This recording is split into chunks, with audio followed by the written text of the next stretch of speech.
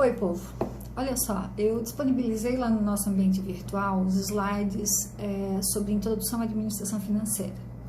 Na verdade, aqueles slides faz parte da nossa aula presencial, na qual eu ia explicar slide por slide. São 48 slides, né? Mas eles, na verdade, são resumão do que vocês encontram nos livros de administração financeira, falando aí sobre o assunto. Eu aproveitei e gravei esse vídeo para dar uma noção para vocês sobre o que se pretende, os pontos mais relevantes da administração financeira, porque o nosso foco é a parte de cálculo, né?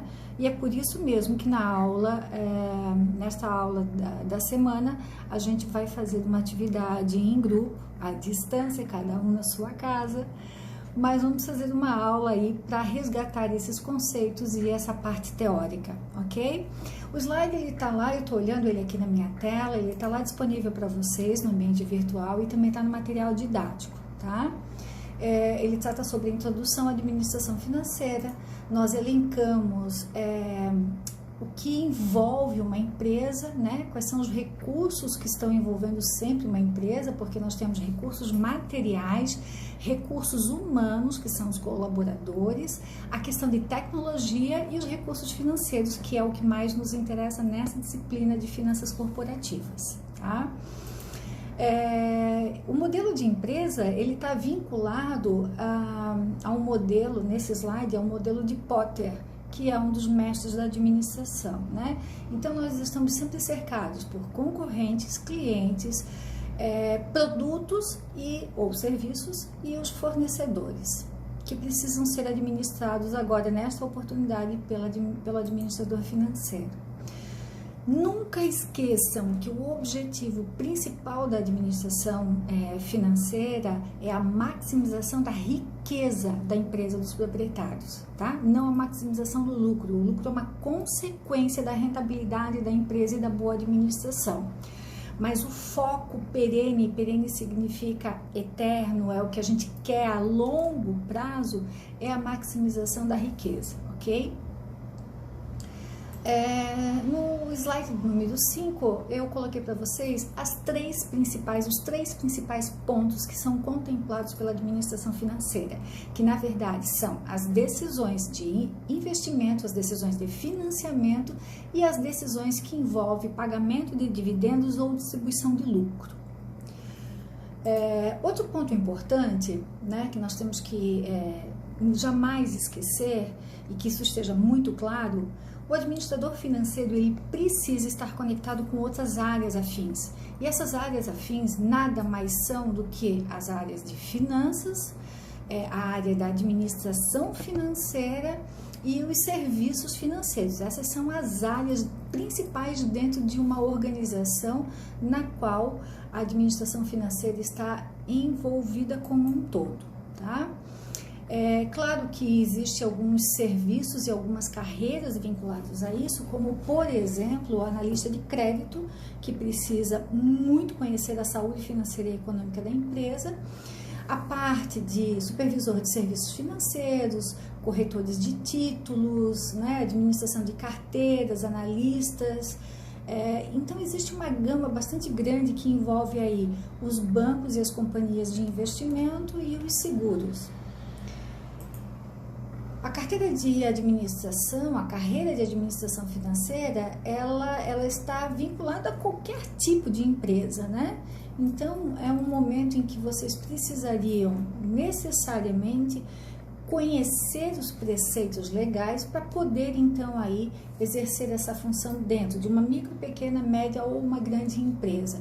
E estas funções eu poderia dizer que são elas, assim, analista de orçamento de capital, gerente de projetos financeiros, gerente de caixa, analista de crédito, administração de fundos de pensão e por aí vai.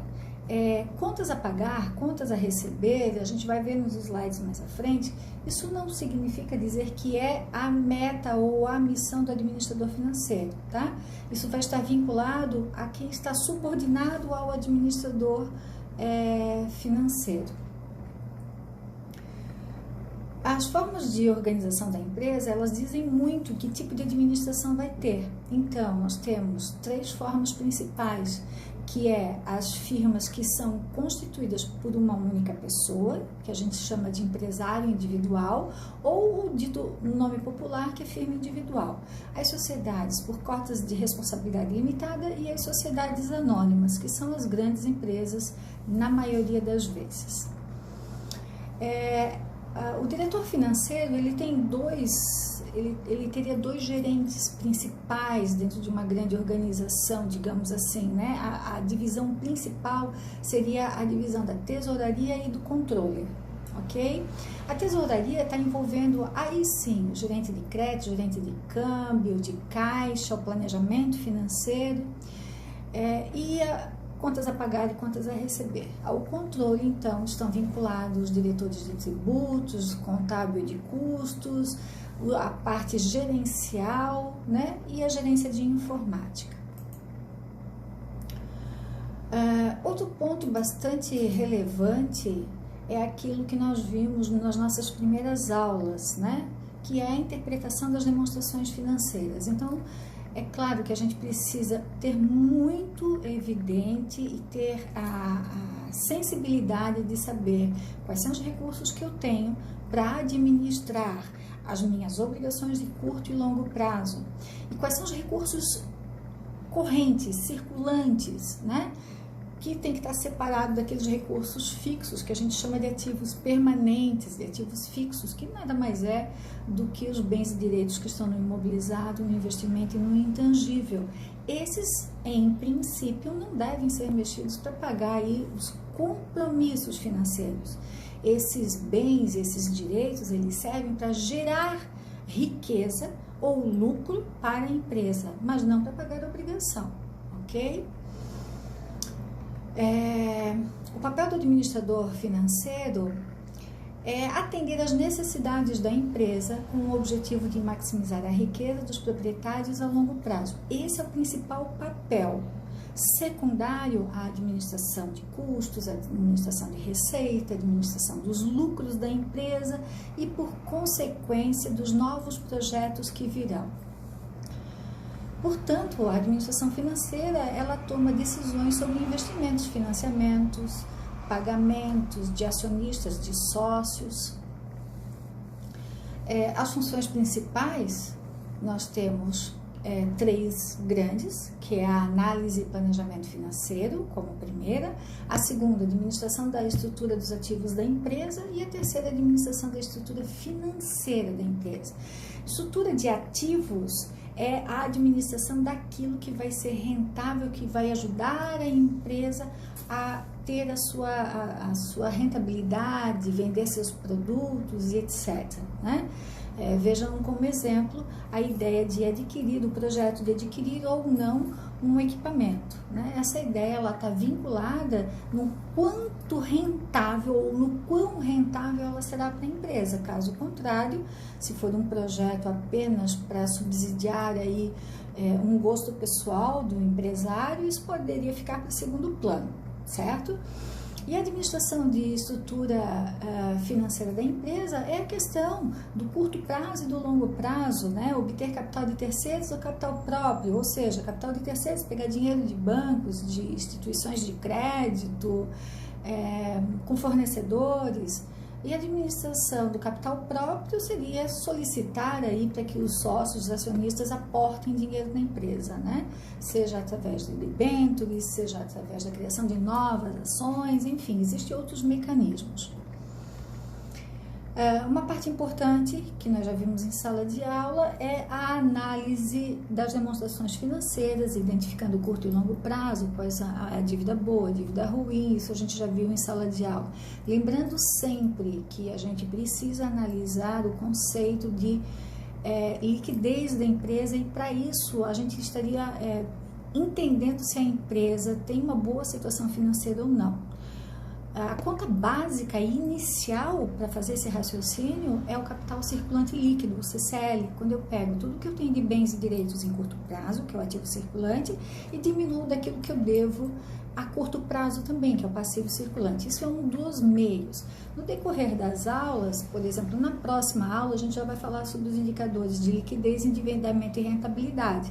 Então, aí as coisas começam a ficar mais claras, porque eu vou mostrar para vocês outros recursos possíveis de interpretação, ok?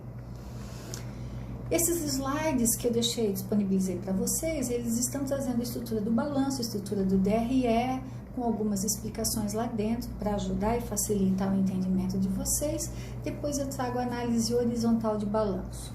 Lembrando que a análise horizontal de balanço, ela serve fundamentalmente para a gente interpretar no tempo o quanto aumentou ou diminuiu cada elemento financeiro, porque isso é importante para a tomada de decisão.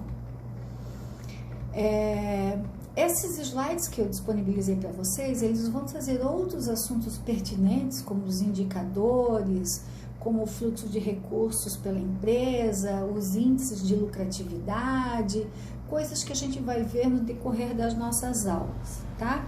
Então, o que vocês estudarem, porque a atividade que a gente está fazendo hoje é uma atividade de estudo dirigido, né? Da parte de fundamental, de introdução aos conceitos de administração financeira, com o intuito de que vocês leiam, pesquisem, discutam entre os grupos, né? Relacione aí o conceito com a prática e logo mais a gente já vai estar entrando nos papéis de trabalho, tá? Então, assim, ó, desejo para vocês bons estudos. Eu estarei presente na nossa aula do início ao fim, vou passar o conteúdo do trabalho, como é que se formaliza o nosso trabalho, e aí depois disso, então, eu vou deixar aberto para que vocês comecem o trabalho e a pesquisa de vocês, e aí também vou determinar a data de apresentação, de publicação disso, ok? É isso aí, gente.